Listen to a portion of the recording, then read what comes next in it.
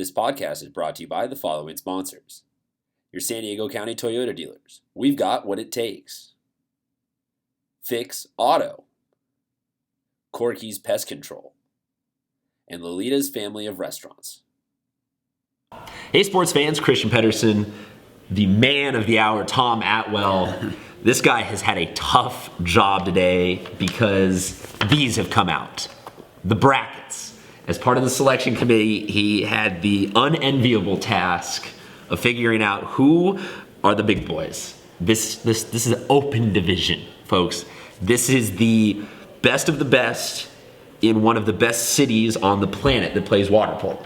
So we're looking at 8 teams right here that hypothetically are 8 of the best teams in, I'm going to say, the world, because not a lot of other countries play high school water polo. So first game, number 1 Cathedral Catholic, number 8 Valhalla. Second game, number 5 Carlsbad, number 4 Coronado.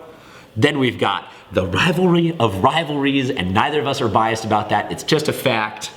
Bishops, number 3, La Jolla, number 6. And then our final game is Poway Vista. I want to just kind of talk game by game on this one. So Cathedral Catholic, Valhalla. What do you see there? Well, Valhalla arguably should have been in Division 1. I think the feeling they were being put up as lambs to the slaughter. They're just the physical matchup against Cathedral. Cathedral had too many horses, too many big boys. So I see Cathedral advancing in this one. Cathedral definitely has, as you said, the physical size, and they've got a little bit of the resume. It's interesting with that 1 and 8 because this seems to be a reoccurring theme through all of the open divisions and all of San Diego high school sports, is that there's just that one team that's like, oh, that's brutal that we've got to play that first round. And as you said, Valhalla could have been down, maybe Grossmont or Torrey Pines could have been up. It's all sort of interchangeable, but I think Valhalla has a really interesting opportunity here. Cathedral is a better team on paper, but also Cathedral is a beatable team on paper. This is not a 2-loss Cathedral Catholic team. This is an 11-loss Cathedral Catholic team. And yes, those are to very big schools, and those were to La Jolla, and those were to that, but it means that there is not a runaway de facto, it's just over. This is going to be, it's going to be a big hill for Valhalla to climb. But I think that of all of the open divisions that we've seen in the last couple of years of water polo, this is one where you get a good possession early in the game, you get an exclusion maybe, and Valhalla could fight this one all the way to the 4th quarter. Right. I think that this year is the first time we've seen a kind of a chink in the armor of Cathedral. They went up to the Elite 8 tournament and went 0-5. In fact, at this point, they don't even have a 500 record. They played an incredibly tough schedule, so not exactly. And not to discredit Cathedral in any way. They tested themselves as much as they could get their hands on. So you got to respect that. But I'm just bringing up the mathematical fact of they have lost games, right? And absolutely. They have proven that they, in even some of their wins, allow a lot of goals. So, if Valhalla just maybe plays with an extra ball or something like that, starts sneaking one of those in there, we could have a chance. Our next game in that top half of the bracket, Carlsbad, Coronado. What do you see here? Well, this is an epic fight here, 4 versus 5. They haven't played each other this season. Lots of common opponents, but there's no real measure of who actually should be. Where there's an argument within the seating committee of 4 versus 5, which one should be 4 and which one should be 5, and because they're both so dead even. So and it doesn't. They both play each other, so it didn't really matter. It's really just semantics. One's 4, one's 5. They're incredibly even. I think it's going to be a great matchup. And how can you not love that? The 4, the 5 are already supposed to be that middle one, but if the selection committee themselves can't really distinguish it, that's a dream matchup to have. Absolutely. 2 evenly faced teams.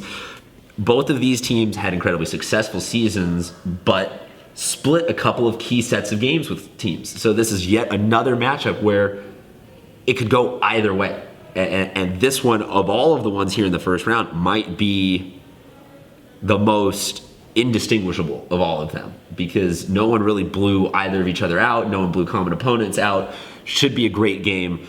Next one, down into the bottom half of the bracket, Bishops, La Jolla. Bishops is the 3, La Jolla is the 6. You guys split on opposite pools. Right.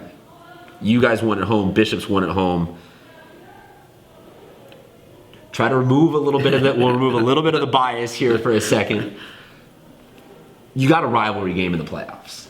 How does that feel? It's a great matchup, and both teams, we're a mile apart from each other. Great rivalry. It'd be interesting because Bishops clearly has the playoff experience and brings in a great tradition of winning in the playoffs. And there's a little bit of a glass ceiling for La Jolla playing Bishops in the playoffs. We've never beaten them on the boys' side ever during the playoffs. So. I think this is a great chance for this La Jolla team. It's interesting because they're playing with a lot of kind of wild abandon. We've had some firsts. We beat Cathedral at Cathedral. We beat Bishops at home for the first time. I think there's a great chance here for the La Jolla team to have another first. But they're playing a very tough team that's very well coached.